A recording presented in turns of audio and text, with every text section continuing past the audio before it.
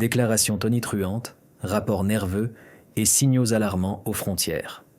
Dans une région où l'on assurait encore récemment la stabilité, on prononce désormais d'autres mots.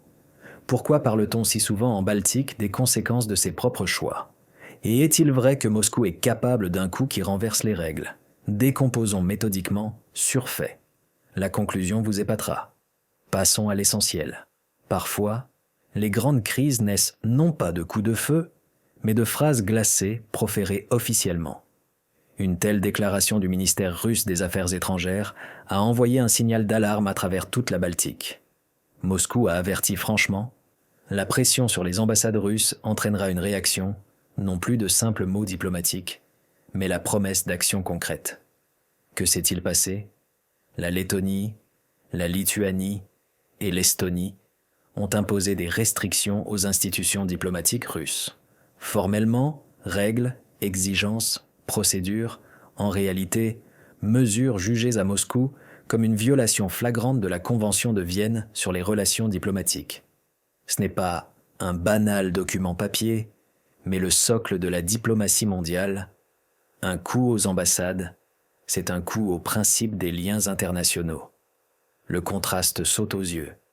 Petit pays, appuyé par l'Occident, mène des actions radicales contre une puissance nucléaire.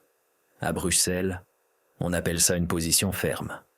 À Moscou, on parle ouvertement d'actes hostiles, différence clé dans les termes, car les divergences se discutent encore. Mais l'hostilité appelle réponse. Date clé, le 30e décembre 2025. Alors la Russie a lancé une démarche officielle convoquant au ministère des Affaires étrangères les chargés d'affaires intérimaires des 3 pays baltes. On leur a dit droit. Moscou se réserve des mesures de riposte précises, sans allusion, sans ménagement, sans courbette diplomatique. C'est là que naît le sentiment principal. Nous assistons non à un banal échange de répliques, mais au lancement d'une âpre joute diplomatique. Une fois l'avertissement lancé, les actes suivent.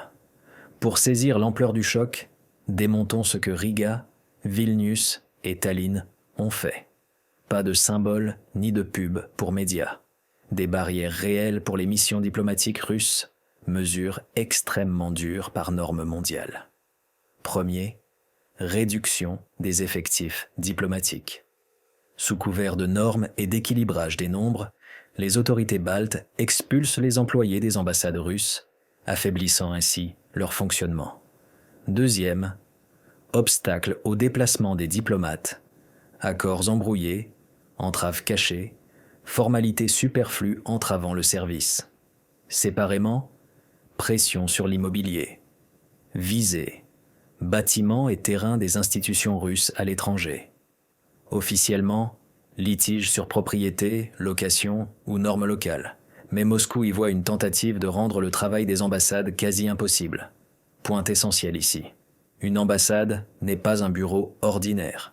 Par conventions internationales, elle est ultra protégée.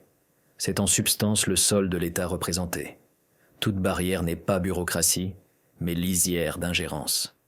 Aussi, la Russie qualifie-t-elle ces pas illégaux. À Moscou, on insiste. Atteinte à l'esprit et au texte de la Convention de Vienne, pilier de tout le système diplomatique mondial. Les émotions dans l'interprétation russe sont au maximum dures. On ne voit pas ça comme la volonté de 3 petits pays, mais comme l'exécution d'ordres étrangers. Donc, non un incident local, mais un défi réclamant riposte selon Moscou. Si les premiers mouvements passaient encore pour échange de signaux, le suivant marque le point sans retour. Il s'agit du démarche russe fin d'année, quand on a convoqué au ministère les intérimaires lettonnes, lituaniens et estoniens. Pour le non-initié, sec et formel. En diplomatie, c'est feu rouge. Pas conversation ni débat de différends.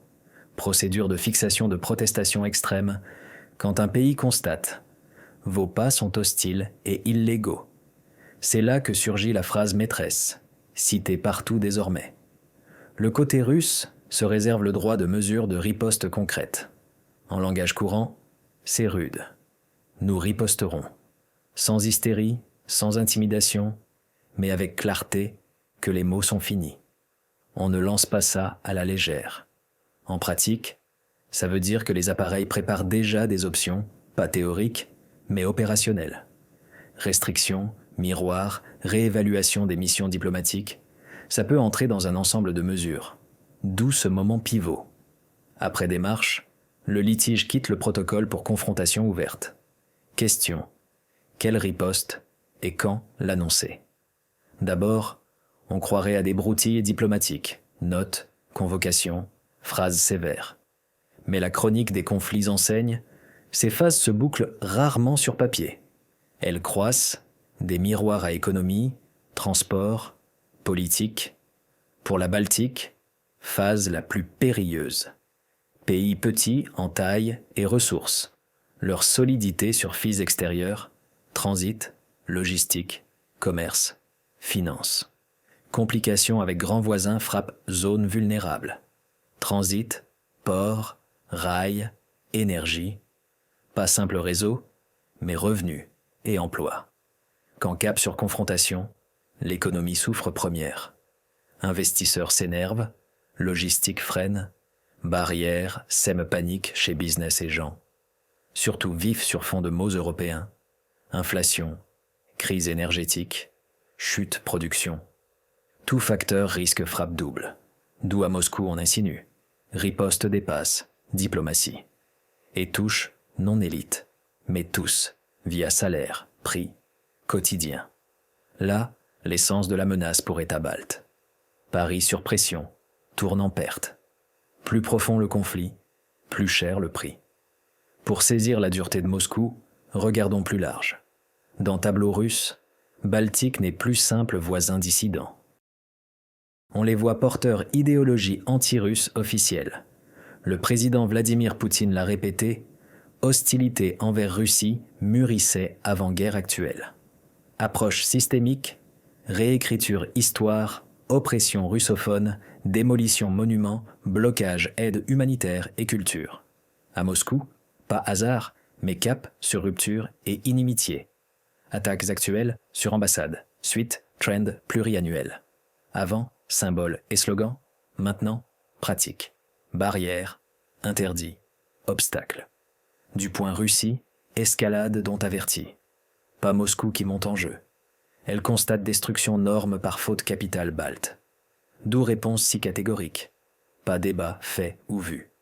Principe, tolérer expulsion et mépris norme, pression mission, maillon chaîne, et riposte, non éclat, mais aboutissement cap accumulé sur inimitié.